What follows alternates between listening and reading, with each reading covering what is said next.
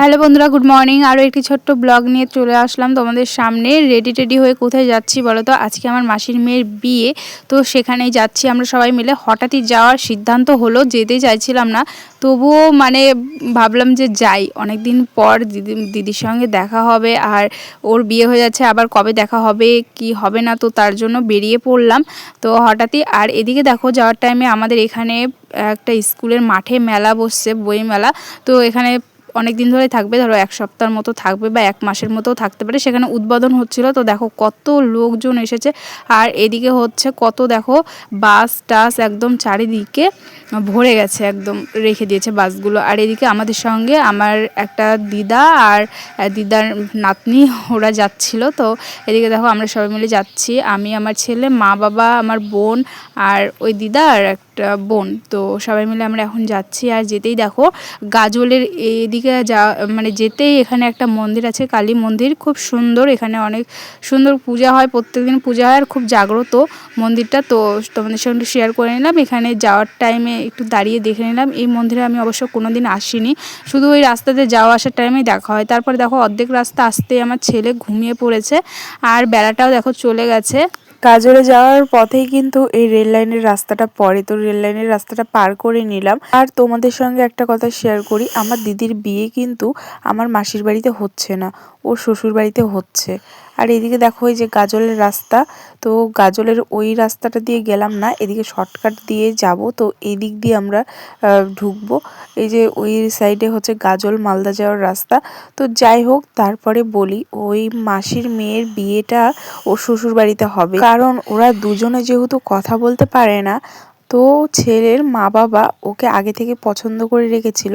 তো আমার মাসিদেরকে বলেছিল, মাসিরা বলেছিল যে এখন পড়াশোনা করছে, আর কিছুদিন পর বিয়ে দেব। তো ছেলের মা বাবারা মেয়েটাকে নিয়ে চলে গেছিল, বিয়ে দেওয়ার জন্য। তো ধরতে গেলে বলা যায় পালিয়ে বিয়ে করা। তো মাসিরা অনেক চিন্তিত হয়ে পড়ে, ওকে খুঁজে পাচ্ছিল না। পরে জানা যায় যে ছেলের মা বাবা ওকে নিয়ে গেছে।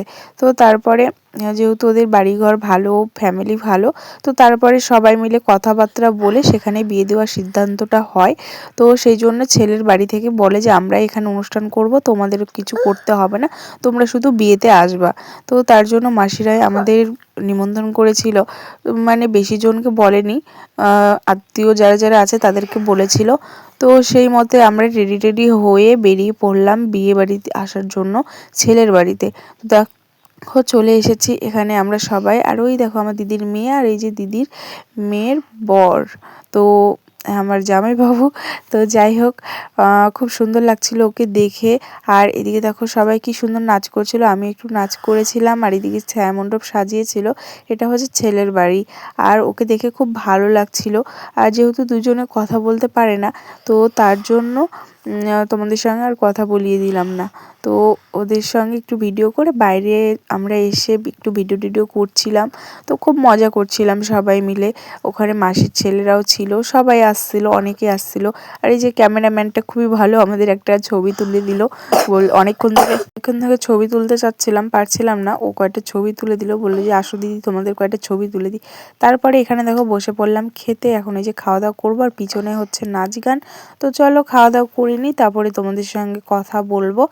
তো এদিকে আমার ছেলে জানো তো, কিছুতেই ও একটা ছবি একটা ভিডিও তুলতে চায় না।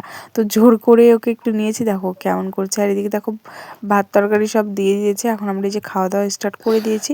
তো চলো খাওয়া দাওয়া করে নিই। আর এদিকে দেখো ছেলের মা বাবার নাচ, কি যে হলুদ শাড়ি পরে আছে। আর ওই দেখো পাশেই উনি হচ্ছে ছেলের মা বাবা, ওরা দুজন। তো খুব সুন্দর দেখো মজা করছিল। আর এদিকে দেখো সবাই মিলে আমরা এখানে ছবি তুলছিলাম। আর এই যে দিদির মেয়েকে সাজানো হয়ে গেছে, ওর বরকেও তোমাদের সঙ্গে শেয়ার করে নিলাম। দুজনকে কিন্তু খুবই সুন্দর লাগছিল। আর আমরা এখানে দাঁড়িয়ে দেখছিলাম। আমরা অবশ্য ছবি তুলেছি। আর এই যে দিদির মেয়ের শাশুড়ি আর ওটা মেসো শ্বশুর, তো সবাই আছে, সবাই অবশ্য অনেকটাই ভালো, সবার সঙ্গে কথা বলে বেশ ভালো লেগেছে। আর এদিকে যে আমার মেসো আর মাসি দেখো, ওরাও জামাইয়ের সামনে দাঁড়িয়ে ছবি তুলছিল। আর এখন বাজে রাত 10টা, 10:30টার মতো। এখন এখানে বসে আছি। ওই এদিকে হচ্ছে নাচের জায়গা করেছে। আর এত ঠান্ডা, কি বলবো, চাদর এনেছি, সব হচ্ছে ওখানে গাড়িতে রাখা আছে, চাদরও নিতে পারছি না। বাবা ওদিকে ভিতরে বসে আছে। তো এখন এই ঠান্ডার মধ্যে আমরা সব বসে আছি, তো বেশি কেউ আসেনি, পরে তোমাদের সবটাই খুলে বলবো। এদিকে আমরা এই যে দেখো বসে আছি, আর ওইদিকে হচ্ছে ছেলের বাড়ি, তো ওখানে ব্যান্ড পার্টি করা আছে। আজকে বউ ভাত না, মানে আজকে বিয়ে, কালকে বউ ভাত হবে, তো কালকেও তোমাদের সঙ্গে শেয়ার করবো। আজকে বিয়ে, আজকে এইটুকুই শেয়ার করি। আর এদিকে আমরা যে বসে বসে আছি, ও যেহেতু কথা বলতে পারে না, মানে কানে শুনতে পায় না, তো সেরকম কিছু বুঝতে পারে না কারো কথা, কিন্তু হঠাৎ আমাদের দেখে ও একদম ভীষণ খুশি হয়ে গেছিলো। তো যাই হোক, আমারও খুব ভালো লাগছিল ওদের দুজনকে পাশাপাশি দেখে একসঙ্গে। ওরা সারা জীবন ভালোভাবে কাটাতে যেন পারে, ঠাকুরের কাছে এটাই প্রার্থনা করি, সারা জীবন সুখে শান্তিতে যেন থাকে। তো আমার দিদির অনেক স্বপ্ন ছিল ওরও এরকম ধুমধাম করে বিয়ে হবে, অনুষ্ঠান হবে, তো ওর স্বপ্নটা পূরণ হয়েছে, খুব ভালো লাগলো। তো তারপরে এখানে দেখো আমরা বসে আছি, এখন অনেকটা রাত হয়ে গেছে, এখনও বিয়ে শুরু হয়নি। তারপরে 10:30টার দিকে দেখো বিয়ে শুরু হয়ে গেল।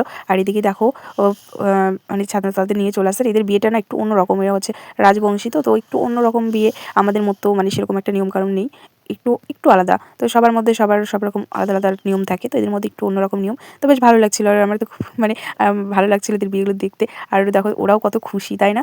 মানে যে যাকে ভালোবাসে তার তার যদি সঙ্গী হতে পারে, সত্যি এর থেকে ভালো আর কি হতে পারে, তাই না? তো ওরাও দুজনে খুবই খুশি। অনেক দিন থেকে ওদের ইচ্ছা ছিল বিয়ে করার, তো সেটা হয়েছে। তো দেখো ওরা মালা বদল করছে, আর এদিকে হচ্ছে ছবিও তুলছে। আর ওদের কিন্তু ছবি তোলার ইচ্ছাটা বেশ অনেক, মানে কারণ ওদের সেরকম অনুষ্ঠান হয় না, তো এরকম ওদেরও তো ইচ্ছা ছিল যে আমাদের যেন এরকম বিয়ে হয়। তো তা এরকম বিয়ে হচ্ছে, তো ওদের খুব মানে মজা লাগছে আর আনন্দ পাচ্ছে, আর ছবি টবিও তুলছে।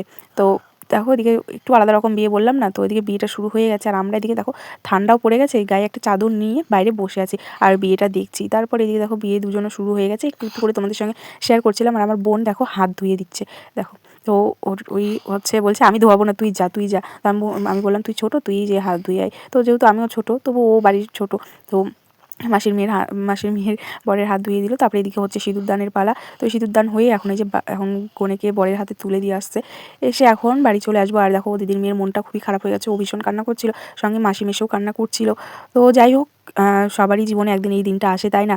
অবশ্য মেয়েদের তো এটাই কপাল, এতদিন ধরে বাবার বাড়িতে মানে থেকে শ্বশুর বাড়িতেই এখন সারা জীবন থাকতে হবে, এটাই তো কপাল, তাই না? তো আমার এই টাইমটা খুবই খারাপ লাগছিল, আমার কথাটাও মনে পড়ে যাচ্ছিল। তো যাই হোক, এখানে সবাই যে কথা বলছিল, ওকে বলছিল কেউ মন টন খারাপ করবে না, এরকম করে সব বড়জনরা সবাই মিলে কথাটা বলছিল। তারপরে আমরা এখন বেরিয়ে পড়বো। আর ওদিকে যে পুরোহিতটাও অনেক কিছু ওদেরকে বলছিল। এখন যেহেতু অনেকটাই রাত, তার জন্য এখন লোকজন কমে গেছে, কারণ এখন 1টা 2টার মতো বাজে। আর আমরা এদিকে বেরিয়ে পড়েছি, যখন আমরা এসেছিলাম তখন অনেকেই ছিল। তো যাই হোক, এদিকে আমার ছেলে দেখো একা রাস্তা পেয়েও খুব সুন্দর খেলাধুলা করছিল। আর আমার মাসির মেয়ের বাড়িটা হচ্ছে মালদা যেতেই, এই দেখো ওভারব্রিজটা আছে বড়, সেই ওভারব্রিজটার সাইডেই বাড়ি। তো তারপরে দেখো আমরা বেরিয়ে পড়লাম। আর এই যে দেখো এখানে একটা বড় লজ আছে, এই লজটাতেই কিন্তু কালকে ওদের রিসেপশন পার্টি হবে। অবশ্যই এখানে আসবো, আর কালকে তোমাদের সঙ্গে শেয়ার করব কালকের ভিডিওটা। তো আজকে এখন বাড়ি যাচ্ছি, আর প্রচুর ঠান্ডা লাগছে, তো সোয়েটার টোয়েটার পরে নিয়েছি। তো আজকে এই সারাদিনের ছোট্ট একটা বিয়ের ভিডিও তোমাদের সঙ্গে শেয়ার করলাম, আশা করি তোমাদের ভালো লাগলো। সবাই ভালো থাকবে, সুস্থ থাকবে।